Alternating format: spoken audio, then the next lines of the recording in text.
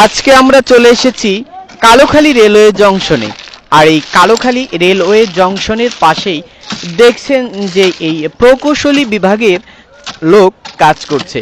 আর এই প্রকৌশলী বিভাগের লোকের কাজের জন্যই এই রেলটি সচল থাকে, আর এজন্যই নিরাপদে ট্রেন চলাচল করে থাকে। এছাড়া অসংখ্য যাত্রীদের নিরাপদে গন্তব্যে পৌঁছে দেওয়ার অন্যতম কারিগর হলো এই প্রকৌশলী বিভাগের লোকজন। তো আজকে আমরা সেই প্রকৌশলী বিভাগের লোকজনকেই বিভিন্ন কর্ম তাদের মাধ্যমেই যে রেলটি সচল থাকে সেটি আমরা একটু দেখানোর চেষ্টা করছি। তো চলুন আমরা দেখব এই প্রকৌশলী বিভাগের কাজটি। তো আপনারা দেখছিলেন নিরাপদ ভ্রমণের জন্য এই বিশেষ সেবাটি প্রকৌশলীয় বিভাগের লোক জনবলের মাধ্যমেই হয়ে থাকে। তারই এক অংশ আমি আপনাদেরকে একটু দেখানোর চেষ্টা করছি। আর এই যে দেখছেন রেল লাইন, এভাবেই প্রতিদিন এই প্রকৌশল বিভাগের লোকজনের শ্রমের দ্বারাই এই রেল লাইনটি সুরক্ষিত থাকে।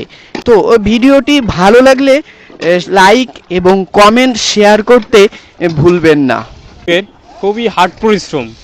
আপনারা দেখতে পাচ্ছেন যে আমাদের এই প্যাকিং করা, শুধু আমরা যে ঘাস পরিষ্কার করি সেটা বিষয় না, সেটা না, আমাদের রেলের অনেক ধরনের কাজ আছে। স্লিপার পরিবর্তন, প্যাকিং করা, আরও অনেক ধরনের কাজ আছে।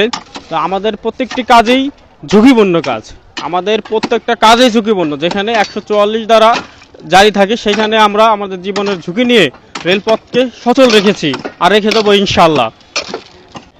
আমাদের জন্য সবাই দোয়া করবেন, আমরা যেন রেল সেবায় নিয়োজিত থাকতে পারি এবং যাত্রীগণ যাতে আমরা রেল লাইনকে সচল রাখি বলেই ট্রেন তার নিরাপদ গন্তব্যস্থলে পৌঁছাইতে পারে।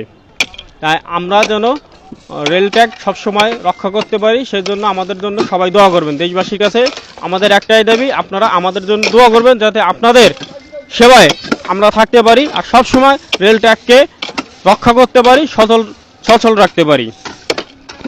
ও কীভাবে আমরা চোখের দ্বারায় এক শাইন রেবেল কাজ সম্পন্ন করি এবং চোখের দ্বারা এক শাইন রেবেল কাজ সম্পন্ন করার পরে আমাদের দ্বিতীয় শাইন, সেটা আমরা পায়রা বাটামের দ্বারায় রেবেল কাজ সম্পন্ন করব, সেটা আপনাদের এখন দেখাবো।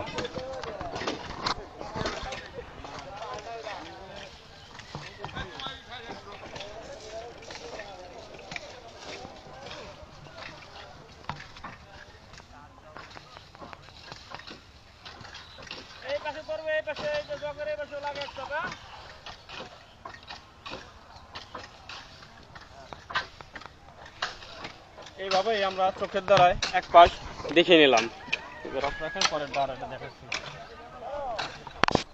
আমরা এখন দেখাবো বাংলাদেশ রেলওয়ের রেল ট্র্যাকের যে লেবেলিংটা কিভাবে এই লেবেলিং করা হয় সেটি আমরা আপনাদেরকে এখন দেখানোর একটু চেষ্টা করছি। তো চলুন দেখা যাক যে এই ওয়াটার লেভেলের মাধ্যমে এই রেল ট্র্যাককে আসলে লেবেলিং করা হয়ে থাকে, যেন ট্রেনের চাকা রেল ট্র্যাক থেকে পড়ে না যায়, আর সেটি আমরা আপনাদেরকে দেখানোর চেষ্টা করছি। তো আপনারা দেখছেন এভাবেই এই রেল ট্র্যাক লেবেলিং সম্পন্ন